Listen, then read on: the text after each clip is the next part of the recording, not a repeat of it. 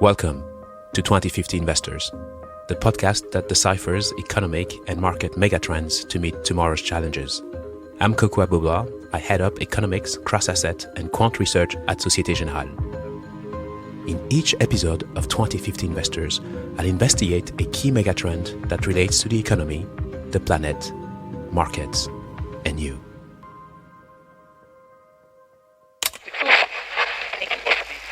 I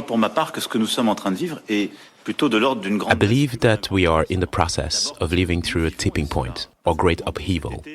Firstly, because we are living through the end of what could seem like the end of abundance. This overview that I'm giving, the end of abundance, the end of insouciance, the end of assumptions, it's ultimately a tipping point that we are going through that can lead our citizens to feel a lot of anxiety. Faced with this, we have duties, the first of which is to speak frankly and very clearly without doom-mongering. These were segments of a speech by French President Macron at the start of the first cabinet meeting after the French government's traditional August holiday this year. As an article on lemonde.fr puts it, France faces sacrifices after end of abundance, as the French president prepared the country for a difficult winter ahead.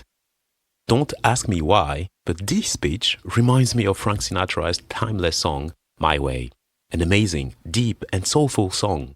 It was, by the way, an adaptation of the original French song, Comme d'habitude, by Claude François. You would usually play My Way as a tribute to a beloved war colleague at his or her retirement party to celebrate the end of a successful career, with everyone holding a glass of champagne for a toast.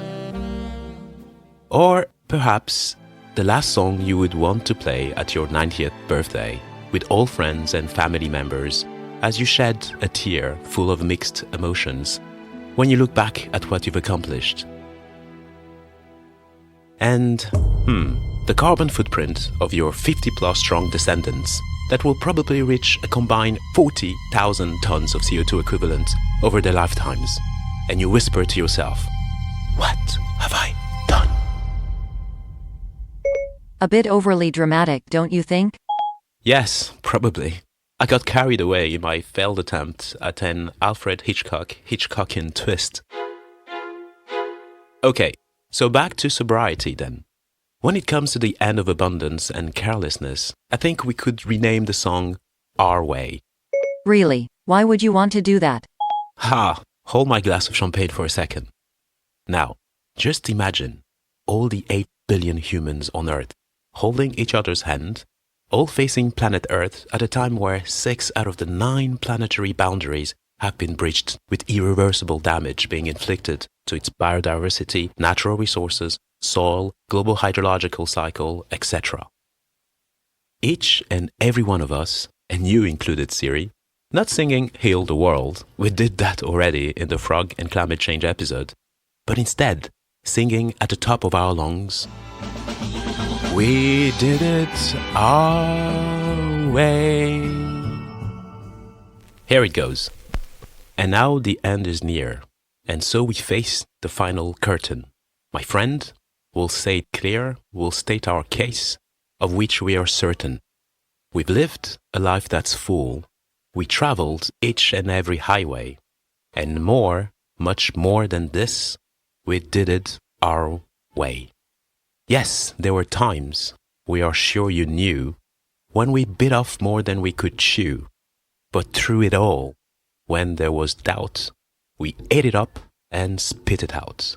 We faced it all, and we stood tall, and did it our way.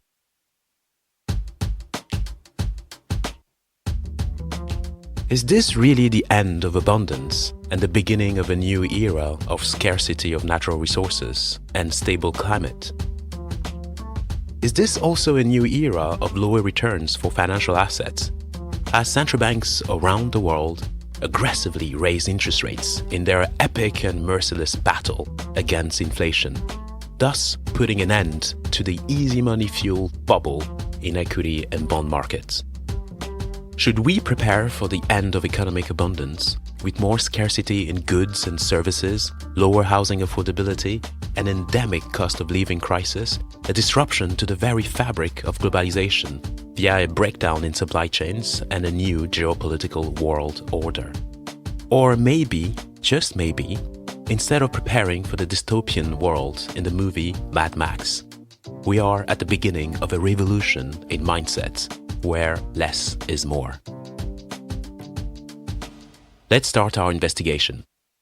First, when you listen closely to the lyrics of Our Way, you cannot not think about the great achievements of our economic growth model. Indeed, it has brought about higher standards of living, better quality of life, physical and digital infrastructures, which have lifted hundreds of millions out of poverty.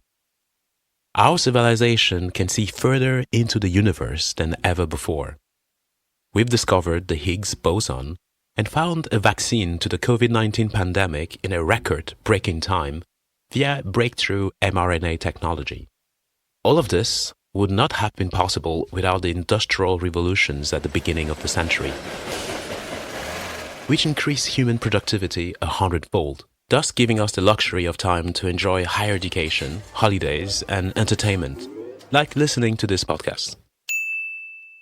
In a nutshell, a period of abundance in pretty much everything, at least for some of us. Obviously, technological progress came at a significant cost to the environment and its resources. This is simply because all of this productivity was only possible thanks to the phenomenal armada of industrial and household machines and robots that surrounds us. You included, Siri. Not again. In the words of Jean-Marc Jancovici, a climate expert who was a guest speaker at one of our events, each and every one of us wears an Iron Man or Iron Woman suit that multiplies our ability to change and transform our environment to our needs. But they have an insatiable thirst for fossil fuel, a source of energy that is also facing the end of its abundance. Think peak oil. The carbon intensity of GDP has decreased over time, but it is more than offset by the relentless pursuit of growth, an elusive pursuit of happiness through endless acquisition of material things. Because we are living in a material world, and I'm a material AI. Cute, Siri.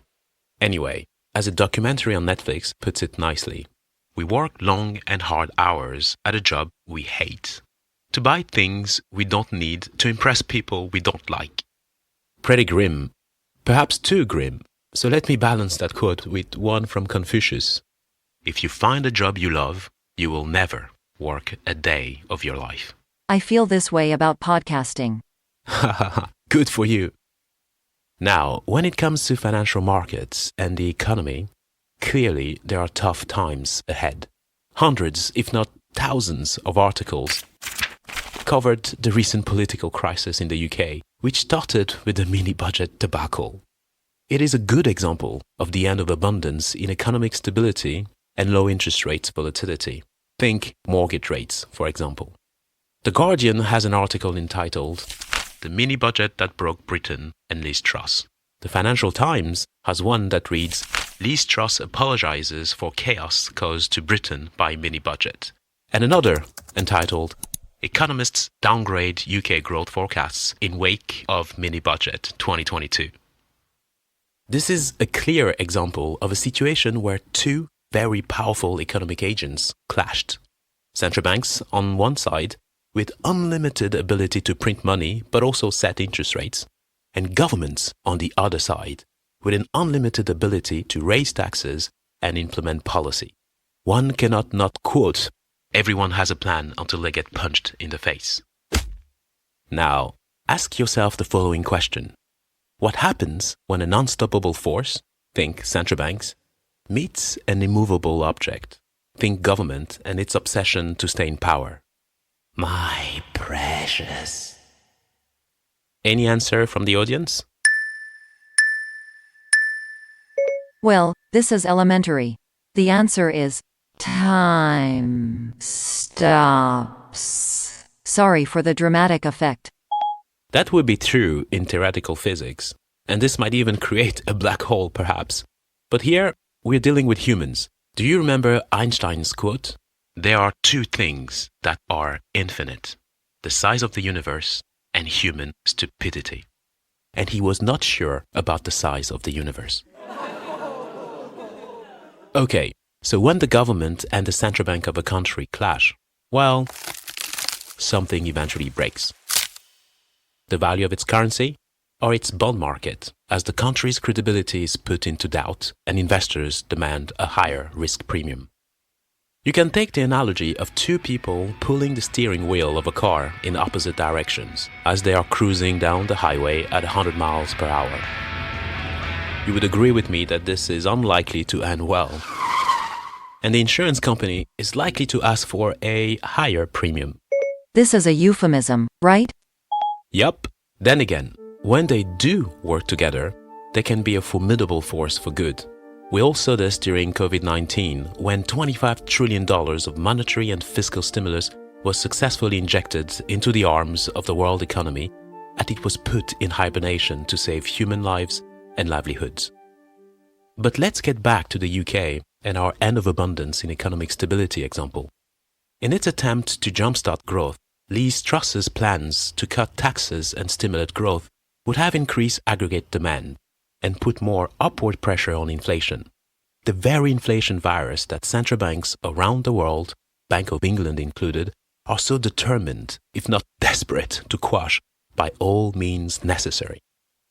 And a fiscal policy looking to increase demand was indeed at loggerheads with a monetary policy that would have had to increase interest rates by more than necessary, thus causing a loss in confidence in the bond market and forcing mortgage rates to levels not seen in decades. How did this end? Not surprisingly, the UK government bond markets crashed. This forced the Bank of England to intervene and temporarily change course by injecting more liquidity to maintain financial stability, the very liquidity it was supposed to withdraw from markets to tame inflation. The government appeared to have scored a point here against the Bank of England, but this was only short-lived, as something did break: market confidence, and more importantly, the credibility of the central bank, which is the institution whose job it is to protect the value of its currency. The government had to eventually change course for economic stability reasons, but it then lost its own credibility and was forced to resign. Rishi Sunak then became the new Prime Minister with a totally different agenda of more fiscal austerity and spending cuts.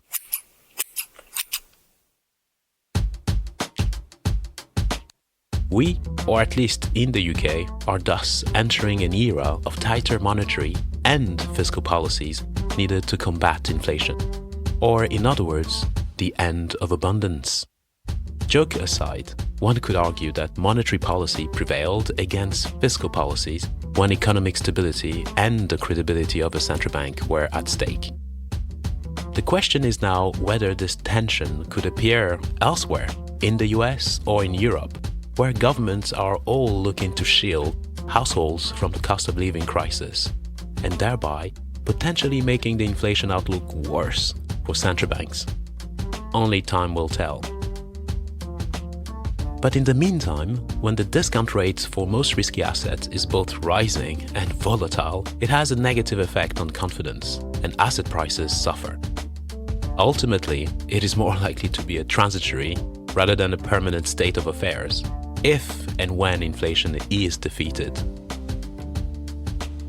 Now, the final question: should we prepare for an end of abundance or the beginning of a new mindset? The end of abundance is indeed multidimensional. Let's review a few of them. Firstly, the abundance of low prices for goods and services, thanks to the benefit of globalization. This is indeed being challenged with the rebalancing between the efficiency and the resiliency of global supply chains in a context of geopolitical uncertainty. This could add to inflationary pressures in the long term, as we saw when discussing the known unknowns of inflation, and also around greenflation, when it comes to the scarcity of the very minerals and metals needed for the energy transition and the electronification of our economy. Second, the end of abundance of natural resources such as water. We recently discussed this in our investigation into the water crisis. Think of the increasing episodes of drought, floods, etc. We're likely to go from dancing and singing in the rain to hopelessly singing for the rain. Third, the abundance of quality food with rich nutrients. This is being challenged by global warming and unlikely to change unless we take a look at ourselves and then make a change. Think about those crazy carbon numbers we discussed when it came to steaks and other meats in our carbon-free calories deep dive. Fourth, the abundance of a stable climate is probably gone, as we are on track for a 2.6 degrees global warming by the end of the century, as global greenhouse gas emissions continue their inexorable increase. Or in other words, we are happily emulating our proverbial frog in its slowly boiling pot of water, as discussed in our climate change episode. And finally, the abundance of stable market returns is also being challenged because of a more endemic and uncertain path for inflation, with a transition from a world that has enjoyed lower interest rates for longer to that of a higher interest rates for longer, where TINA, as in there is no alternative, and FOMO, the fear of missing out, will no longer drive investors' herd mentality going forward, as they did in the past. It seems you have covered quite a lot of these themes in your previous episodes and that we should revisit them to find the answer to the question of abundance or lack thereof. Indeed, there is no magic wand or a miracle solution. We will simply need to adapt as best as we can to this new chapter of the human experience. In conclusion, I will mention an interesting and thought-provoking TEDx talk entitled The Most Scarce Resource on the Planet, Mindset of Abundance, by Naveen Jain, an award-winning CEO and entrepreneur. Naveen argues that we should move away from the current mindset of scarcity and adopt the mindset of abundance. A scarcity mindset forces humans to compete and fight for resources, to store more than we need, and to live in a constant state of anxiety and fear, which is part of our survival instincts.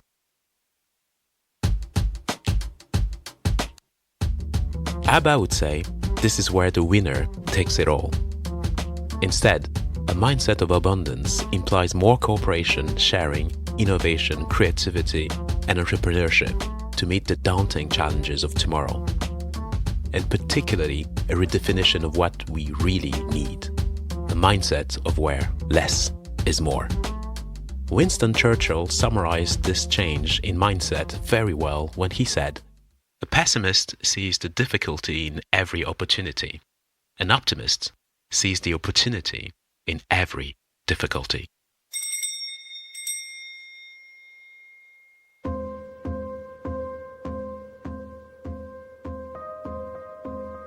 Thank you for listening to this episode of 2050 Investors. I hope this episode has helped you get a better glimpse of the end of abundance and how we will need to adapt by 2050. You can find the show on your regular streaming apps. Please subscribe, leave comments and stars anywhere you like, and spread the word. See you at the next episode. My precious. While the following podcast discusses the financial markets, it does not recommend any particular investment decision. If you are unsure of the merits of any investment decision, please seek professional advice.